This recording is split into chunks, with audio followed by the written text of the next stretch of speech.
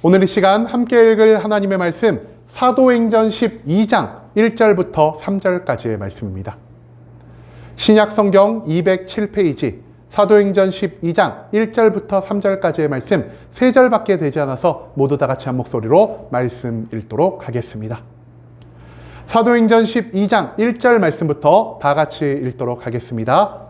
그때 헤롯 왕이 손을 들어 교회 중에서 몇 사람을 해하려 하여 요한의 형제 야고보를 칼로 죽이니 유대인들이 이 일을 기뻐하는 것을 보고 베드로도 잡으려 할세 때는 무교절 기간이라. 아멘. 네, 오늘 이 시간 우리는 Stand by me라는 제목을 갖고 오늘 우리가 읽은 하나님의 말씀 함께 나누는 시간 갖도록 하겠습니다. 여러분, 오늘 설교의 제목 뭐라고요? Stand by me. 여러분, Stand by me 딱 들으면 뭐가 먼저 떠오르시나요? 떠오르는 게 없을 수도 있겠고요. 노래가 떠오르신다는 분도 있을 것입니다. 그런데요, 최근에 이제 결혼을 준비했던 저 같은 사람들은 Stand by me 하면 제일 먼저 뭐가 떠오를까요? 엘땡사의 가전제품이 이 스탠바이미가 떠오릅니다. 여러분, 이게 뭐냐면요, 코드 없이도 여기저기 끌고 다니면서 TV를 볼 수 있는 저희 집에 있는 조그만한 TV입니다. 유튜브도 볼 수 있고요, TV도 볼 수 있고요, 다양한 걸 볼 수가 있습니다. 여러분, 그런데요, 저희 또래 그리고 막 결혼을 시작한 세대는 스탠바이미 하면 이 가전제품이 먼저 떠오를 것 같지만 조금 이제 나이가 있으신 분들 그리고 올드팝 좋아하시는 분들 하면은 스탠바이미 하면 뭐가 제일 먼저 떠오를까요? 그죠? 어떤 분이 아까 노래라고 말씀하셨는데요. 이 벤 킹이라고 불린 흑인이 부른 노래가 가장 먼저 떠오를 것 같습니다. 혹시 이 노래 알고 계신 분 계신가요? 노래 제목은 잘 몰라도요, 들으면 좀 알 것 같습니다. 그래서 제가 짧게 노래만 좀 불러오면요. When the night has come, the land is dark, and the moon is the only light we'll see. So darling, darling, stand by me. Oh, oh, stand by me. 이런 노래 알고 계시죠? 여러분, 그런데요, 왜 제가 이 노래를 오늘 준비를 했냐? 제가 이 노래를 우연찮게 알게 됐는데요, 이 노래가 사실 이 벤킹이라는 사람이 성경 말씀을 읽다가 영감을 받아서 만든 노래라고 합니다. 정확히 어떤 성경을 읽어서 이 노래를 깨닫게 되었냐? 바로 시편 46편의 노래입니다. 시편 46편 우리가 짧게 한번 찾아볼까요? 하나님은 우리의 피난처요 힘이시니 환난 중에 만날 큰 도움이시라. 그러므로 땅이 변하든 산이 흔들려 바다 가운데 빠지든 바닷물이 솟아나고 뛰놀든지 그것이 넘침으로 산이 흔들릴지라도 우리는 두려워하지 아니하리로다. 만군의 여호와께서 우리와 함께 하시니 야곱의 하나님은 우리의 피난처시로다. 아멘. 여러분, 스탠바이미 한국어로 번역하면 무엇이 될까요? 나의 옆에 있어줘, 나와 함께 해줘라는 뜻이 된다는 것입니다. 이 노래의 제목이요, 여호와께서 우리와 함께 하신다라는 이 말에 영감을 받아서 만들어진 노래라고 합니다. 한마디로 모든 고통과 괴로움의 상황 가운데에서 하나님이 나와 함께 하시기 때문에 나는 하나님이 스탠바이미 하는 그 과정 가운데에서 모든 고통을 기쁨으로 변화시킬 수 있고 모든 절망을 희망으로 변화시킬 수 있다는 이런 노래의 가사를 우리가 기억할 수 있기를 원합니다. 그렇기 때문에 우리가 앞으로 이 스탠바이미라는 노래를 딱 생각하면은 시편 46편 이것을 먼저 떠올릴 수 있기를 원합니다. 여러분, 그런데요, 제가 오늘 왜 예배와는 조금 동떨어진 이 가요, 올드팝 얘기를 하고 있냐? 바로 예수 그리스도와 함께함을 믿기에 죽음까지 두려워하지 않았던 한 명의 이야기가 바로 오늘 본문 말씀 가운데에서 나타나고 있기 때문이라는 것입니다. 그렇다면 이 사람은 누구였고 그 사람은 우리에게 어떤 교훈을 주고 있는지 우리가 오늘 본문 말씀 한 절 한 절 찾아보며 함께 알아보는 시간이 될 수 있기를 소망하겠습니다. 오늘 본문 말씀의 내용은요, 너무나 간단 명료합니다. 당시 로마 황제의 인정을 받아서 헤롯이라는 사람이 유대의 왕으로 등극하게 됩니다. 그런데 이 헤롯이 무엇을 했더라고요? 예수 그리스도의 12사도 중 하나였던 사도 요한을 잡아들였고요, 그의 목을 칼로 쳐서 죽여버리는 이러한 일을 했다라고 성경은 기록하고 있습니다. 그런데요, 사도 요한이 죽은 다음에 어떤 일이 발생했을까요? 이 사도 요한이 죽게 되자 그 사도 요한의 죽음 소식을 알게 된 수없이 많은 유대인들이 기뻐하고 즐거워했다라는 것을 오늘 본문 말씀은 우리에게 가르쳐 주고 있다라는 것입니다. 여러분, 그런데요, 왜 사도 요한이 죽었는데 유대인들이 기뻐하는 모습을 보였을까요? 이것을 알기 위해서는 당시 초대 교회의 상황, 그리고 유대인들이 살아가던 이 유대 지역, 이스라엘의 상황이 어땠는지를 우리가 함께 알아볼 필요가 있다는 것이죠. 여러분, 예수 그리스도께서 하늘로 승천하신 다음 가장 먼저 어떤 일이 벌어집니까? 오순절 다락방에서요, 성령 강림 사건이 발생합니다.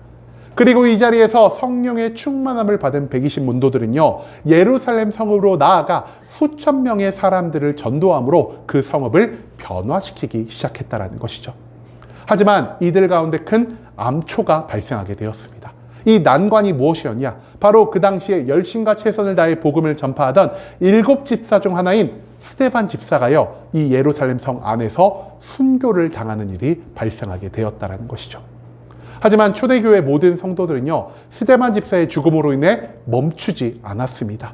그들은 더 이상 예루살렘 성 안에서만 복음을 전파하는 것이 아니라 예수 그리스도의 명령에 따라 온 유대와 땅끝, 즉 이방에 있는 모든 지역으로 나아가 그리스도의 복음을, 즉 십자가에서 죽음과 3일 후에 부활을 만들어내신 예수 그리스도의 이야기를 전파하기 시작했고요, 그 모든 장소에 교회를 세우기 시작했다라는 것입니다.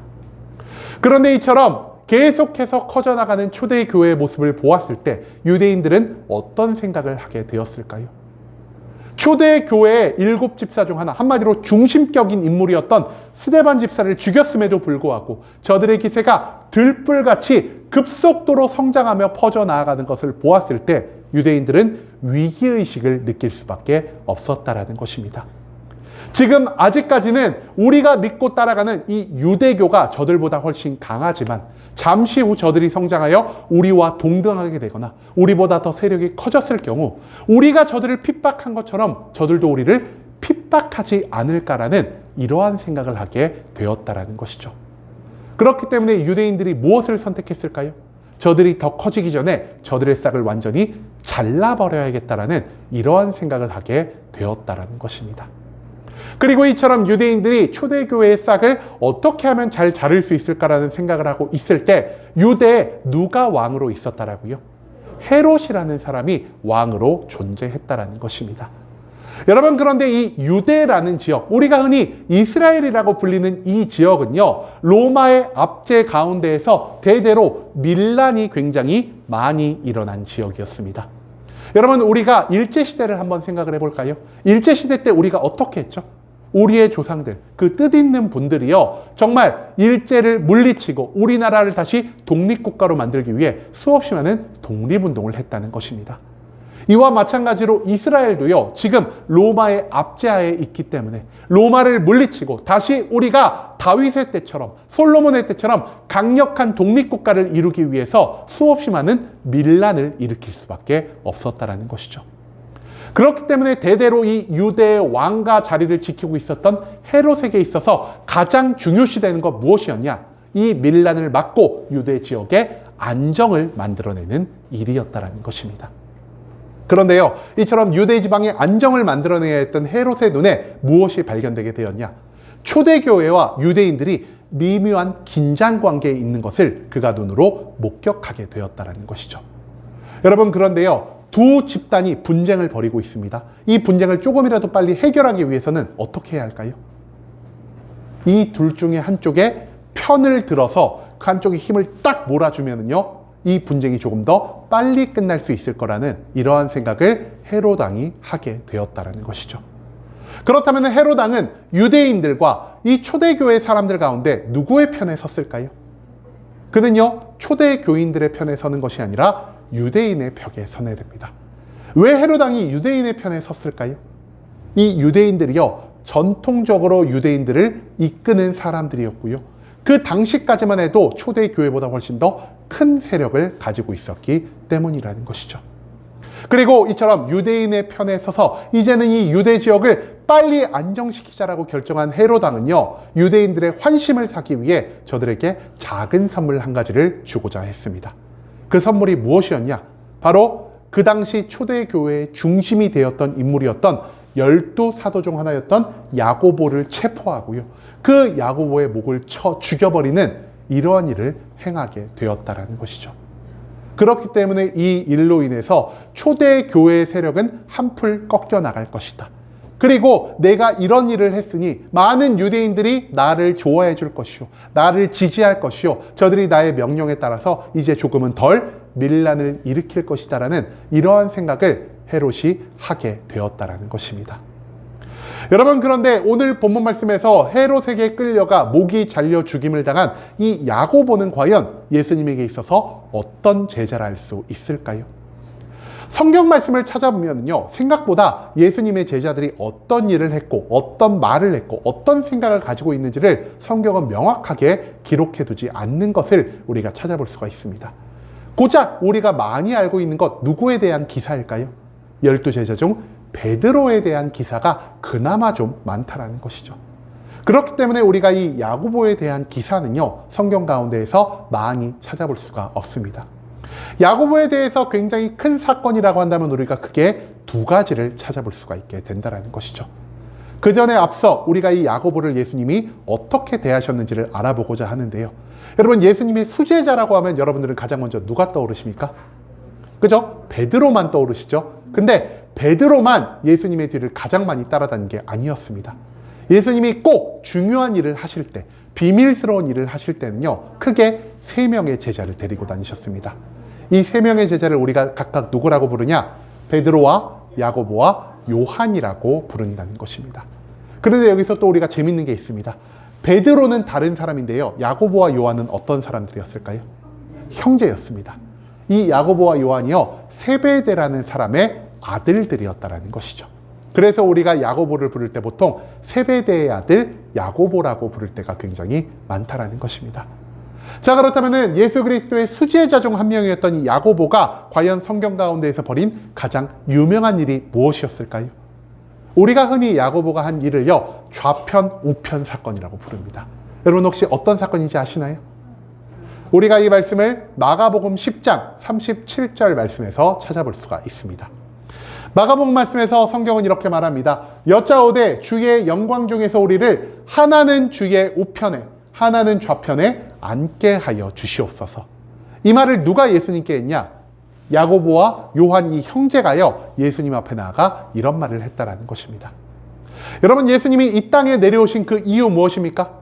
십자가에 못 박혀서 고통받다 죽으시고 3일 만에 부활하심으로 온 세상에 있는 모든 인류의 죄악을 대속하기 위해 예수님은 이 땅 가운데 내려오셨습니다. 그리고 예수님은요, 계속해서 제자들에게 내가 죽어야만 한다, 내가 승천해야만 너희가 성령을 받을 수 있다는 이 모든 가르침을 계속 내려주셨다는 것이죠. 그런데요, 예수님의 수제자 중 하나였던 야고보는 예수 그리스도의 모든 말을 믿지 않았습니다. 그는 예수님을 어떤 사람으로 생각하고 있었을까요? 예수님이야말로 구약 성경이 우리에게 약속한 메시아, 이스라엘의 왕일 거야. 그러니까 이 예수님이 언젠가는 로마의 정부, 로마 군대 나쁜 놈들을 모두 우리 땅에서 몰아내고 다윗과 같이, 솔로몬과 같이 위대한 왕이 되셔서 이 이스라엘 왕국을 엄청난 강대국으로 만들어 주실 거야라는 이러한 생각을 하고 있었다라는 것입니다.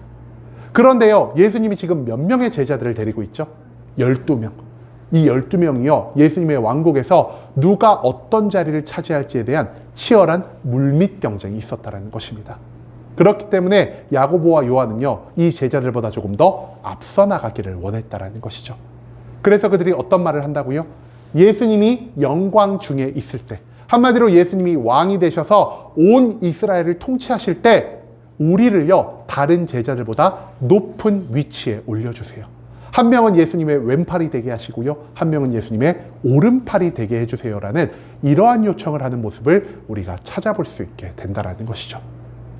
두 번째로 우리가 이 야고보의 모습을 어디서 찾아볼 수가 있냐? 바로 예수 그리스도가 죽음에서 부활하시고 제자들에게 부활한 모습을 보여주신 다음에 야고보가 어떤 일을 했는지를 성경은 기록하고 있습니다. 우리가 이 말씀을 요한복음 21장 2절에서 3절까지의 말씀에서 찾아볼 수 있을 것 같습니다. 성경은 이렇게 기록합니다. 시몬 베드로와 디두모라 하는 도마와 갈릴리 가나 사람 나다나엘과 세베대의 아들들과 또 다른 제자들이 함께 있더니 시몬 베드로가 나는 물고기 잡으러 가노라 하니 그들이 우리도 함께 가겠다 하고. 이 말씀의 배경이 무엇이냐? 그리스도가 죽음에서 부활하신 지 제자들에게 자기의 모습을 보이셨습니다. 제자들은요, 창에 꿰뚫린 예수 그리스도의 옆구리도 볼 수가 있었고요, 못에 꿰뚫린 예수님의 손바닥 자국도 볼 수가 있었습니다. 그런데요, 예수님이 그들에게 모습을 보여주시고 잠시 자리를 비우시자 베드로가 어떤 말을 하죠? 아, 얘들아, 나 더 이상 예수님 따라다니면서 못 살겠어. 내가 언제까지 이렇게 전전긍긍 마음을 졸이며 살아야 돼? 그럴 바에야 나 다시 고향으로 돌아가서 내가 옛날에 하던 것처럼 물고기나 잡으면서 살아갈래라는 이러한 말을 했다라는 것입니다. 그런데 그 자리에 모인 제자들이 베드로, 너 어떻게 그렇게 어리석을 수 있어? 너 어떻게 그렇게 믿음이 없을 수 있어? 라고 한 게 아니라 어떤 모습을 보였다라고요? 그들이 우리도 함께 가겠다 하노라라고 성경은 기록하고 있습니다. 여러분, 그런데 우리도 함께 가겠다라고 말한 그 제자들 중에 누가 함께 했다라고요? 세베대의 아들들, 한마디로 야고보가 함께 하고 있었다라는 것입니다. 여러분, 이 말씀을 총 정리를 해보면요, 우리는 야고보가 어떤 사람인지를 찾아볼 수가 있을 것입니다. 야고보는 어떤 사람이냐? 그는요, 예수 그리스도의 사명이 무엇인지를 온전히 깨닫지 못하고 있었고요, 심지어 그리스도의 사명을 쫓아가는 삶을 원치 않는 자였다라는 것입니다. 또한 그는요, 명예를 원하는 자였고요, 권력을 원하는 자였고요, 평안한 삶을 좋아하는 자였고요, 일상 가운데 살아가는 것을 즐기는 자였다라는 사실을 우리는 또한 이 두 가지의 이야기를 통해 찾아볼 수가 있다라는 것이죠. 한마디로 야고보는 어떤 사람이었냐? 예수 그리스도보다 나 스스로의 삶을, 나 자신의 만족과 유익을 먼저 추구하는 자였다라는 사실을 우리는 성경 말씀 가운데에서 찾아볼 수 있게 된다라는 것입니다. 여러분, 그런데요, 그리스도보다 나를 더 중시하며 살아간 야고보, 이 사람이 지금 어떻게 변화했을까요?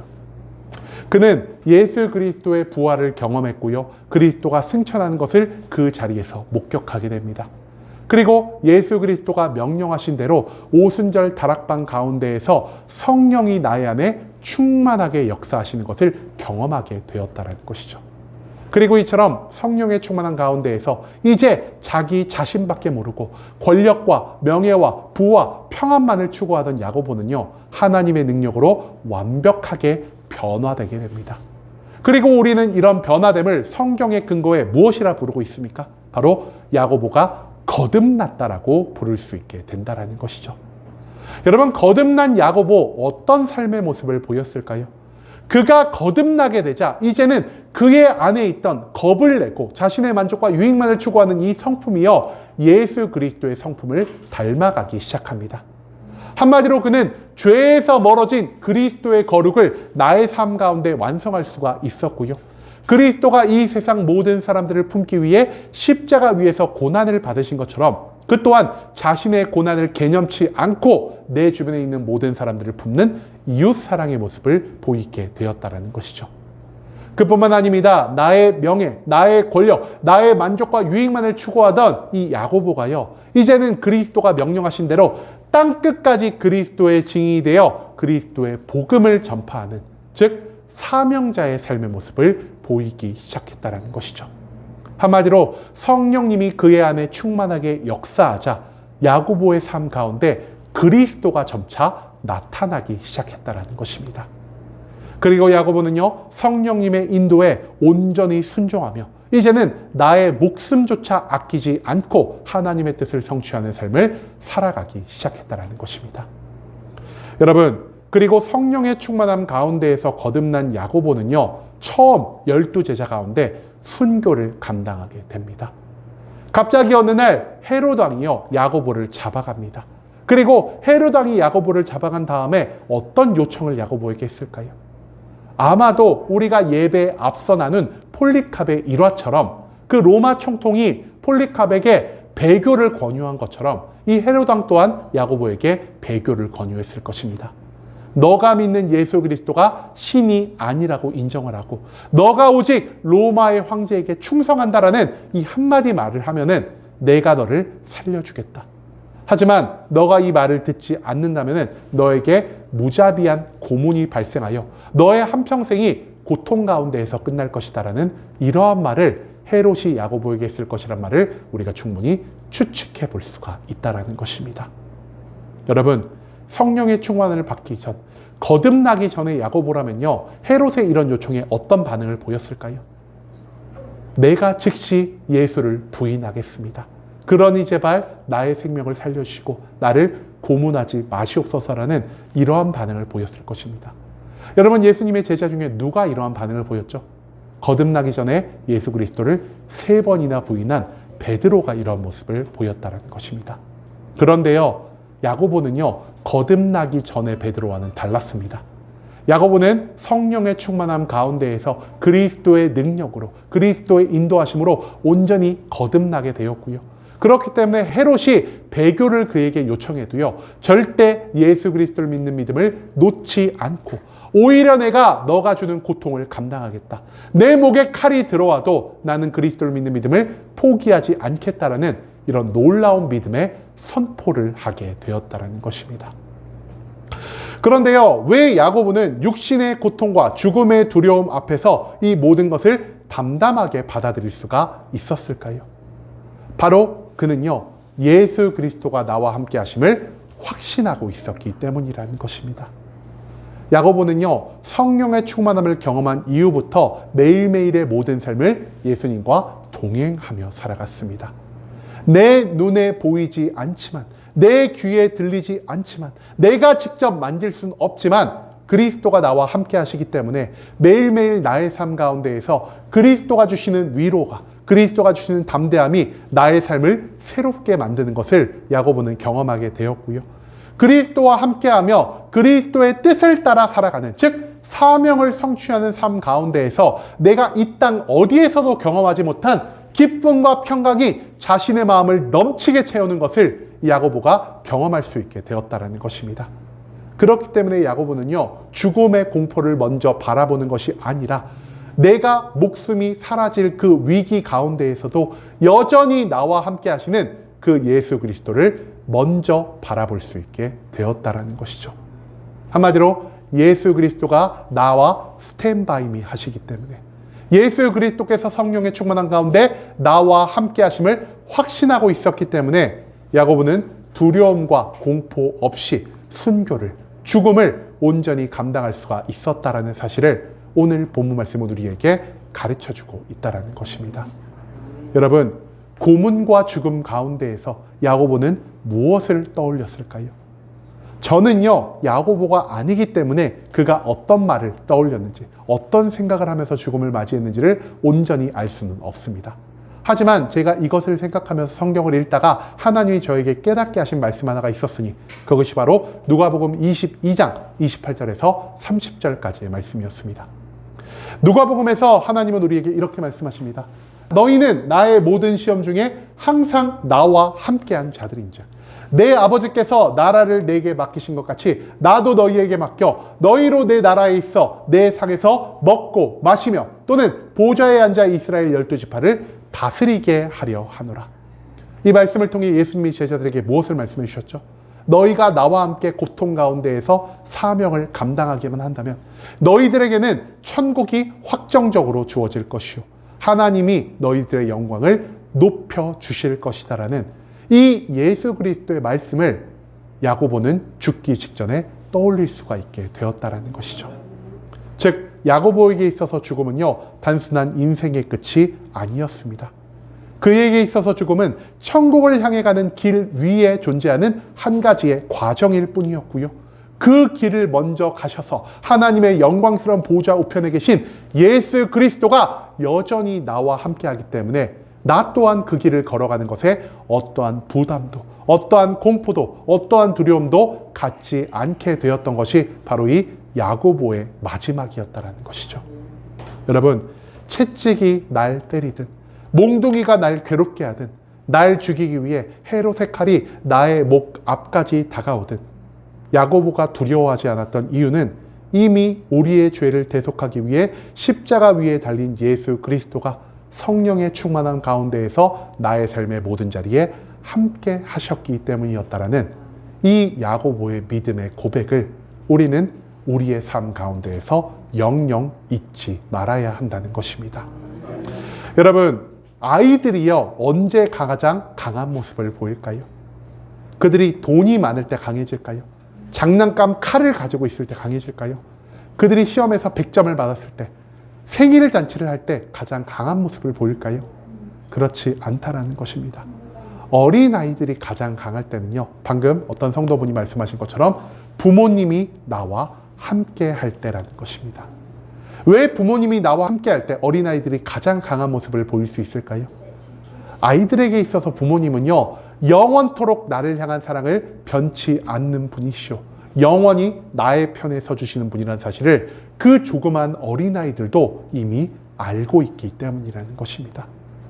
내가 능력이 부족할지라도 나보다 훨씬 더 뛰어난 능력을 가진 부모님이 나와 함께하고 있기 때문에 내가 모든 위기와 모든 공포와 모든 두려움 가운데에서 나의 부모님이 나를 보호하실 것이요, 나의 짐을 대신 져줄 거라는 이 확신이 있기 때문에 아이들은 부모님과 함께할 때 가장 강력한 모습을 보일 수가 있다는 것이죠.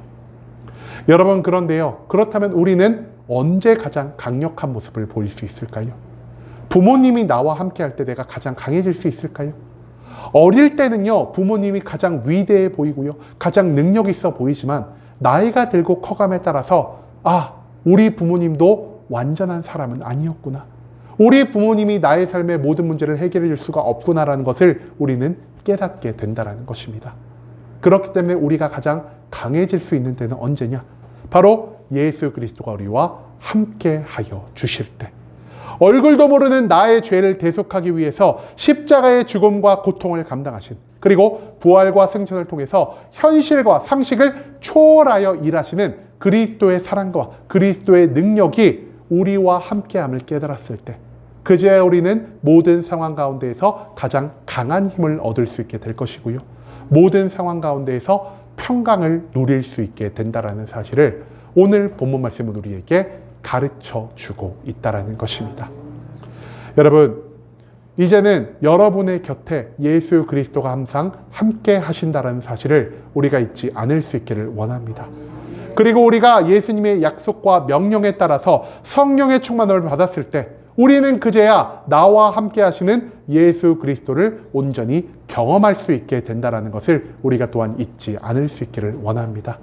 비록 내 눈에는 보이지 않고 내 귀에는 들리지 않아도 우리의 모든 두려움 가운데 우리를 위로하시고 우리의 모든 나약함 가운데 우리에게 능력을 더하여 주시는 그 예수 그리스도의 함께 하심이 나를 이 땅 가운데에서 가장 강력하게 만들어줄 수 있음을 확신함으로 이제는 우리가 다른 어떠한 것보다 예수 그리스도 한 분만을 내 곁에 두는 삶을 살아야 한다는 것, 그것을 오늘 본문 말씀 가운데에서 우리는 배울 수 있게 되었다는 것입니다. 그렇기 때문에 우리가 그 성령의 충만한 가운데에서 이제는 예수 그리스도가 나와 함께 해 주시기만 한다면 나는 이 땅 가운데에서 어떠한 것도 두려워하지 않을 것이요, 나는 이 땅 가운데에서 그리스도의 계획에 따라 그리스도의 능력에 따라 모든 것들을 온전히 성취하며 살아갈 수가 있다는 사실을 우리가 또한 기억할 수 있기를 원합니다. 여러분, 이제는 세상의 모든 것을 내 곁에 두는 것이 아니라 예수 그리스도 한 분만을 우리의 곁에 두고 살아갑시다. 재물은, 권력은, 세상은, 사람들은 나의 모든 문제를 해결할 수도 없고 영원히 나의 곁에 함께 할 수도 없지만 예수 그리스도는 영원히 나와 함께 하시며 나의 삶의 모든 문제를 해결하시고 우리를 가장 완전한 길로 인도하는 분이라는 사실을 오늘 우리는 야고보의 삶의 마지막을 통해 배울 수 있게 되었다는 것입니다. 오직 그리스도를 믿고 그리스도가 우리에게 약속하신 성령의 충만함 가운데에서 우리가 예수 그리스도가 공급해 주는 모든 성품과 모든 마음을 받아 이제는 세상의 어떠한 공포와 두려움 가운데에서도 당당한 모습을 보이며 살아갈 수 있는 순복음 함께하는 교회 모든 성도님들이 될 수 있길 간절한 마음으로 소망하겠습니다. 아멘.